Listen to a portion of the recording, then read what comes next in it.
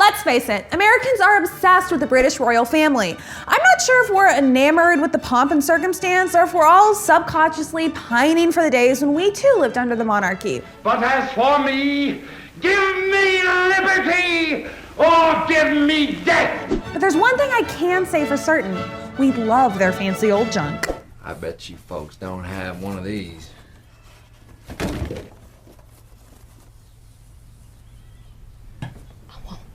From the ornate artistry with their castles to the beautiful gowns, suits, and silly hats worn at special events, the elegance of the British royals cannot be ignored. And the cherry on top of their royal regalia is their crown jewels.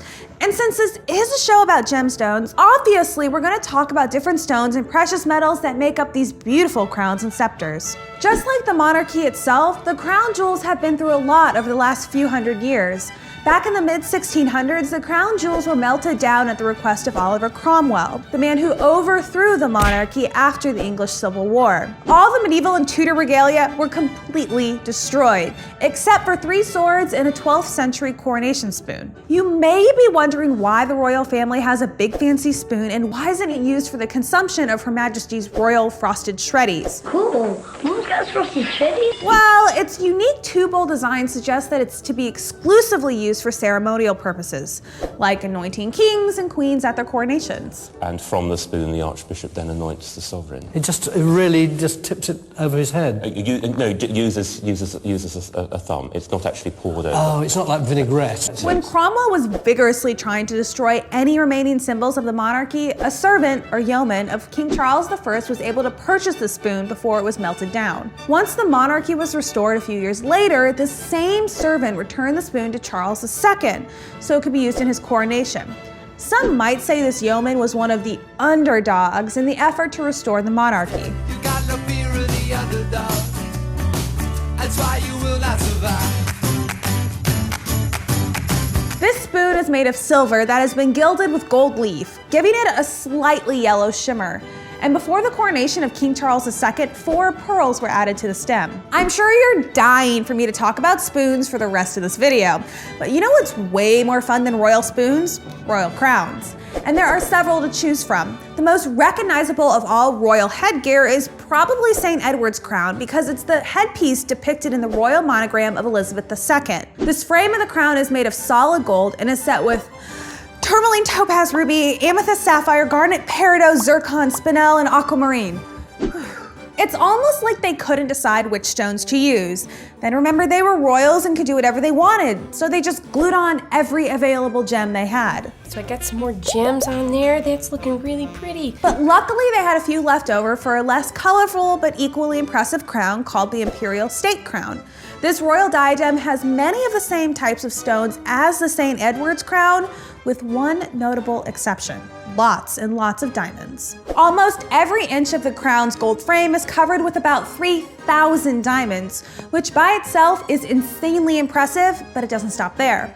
The crown jewels of this crown jewel are 3 very large stones, including the light blue Stuart Sapphire, a deep red spinel known as the Black Prince's Ruby, about 170 carats, and an enormous 317.4 carat cushion-shaped brilliant diamond, the Cullinan II. Like any rich kid looking to find themselves, the Stuart Sapphire traveled through Europe for a few years before getting its full-time job. The stone first belonged to Charles II and was passed down through several generations, traveling to France and Italy before finally returning to England in the early 1800s. This beautiful gem is a 104 carat blue sapphire and is relatively clear with only minor blemishes. Its flaws come from the many adventures it took after leaving England in the late 1600s, including being drilled on one end to be worn as a pendant and a mini plaque mounted to the back that contains a short history of the crown it lives on. Now you may be wondering why the Stuart Sapphire's neighbor, the Black Prince's Ruby, is called a ruby even though it's a spinel. Well, that's because all red gemstones were referred to as rubies before technology was developed to differentiate between the atomic composition of red stones. The Black Prince's Ruby and other misidentified stones like it masqueraded as rubies for hundreds of years before being properly identified. But the stone directly under the Black Prince's ruby may take the cake as the most impressive gem on the crown, and it's the Cullinan II.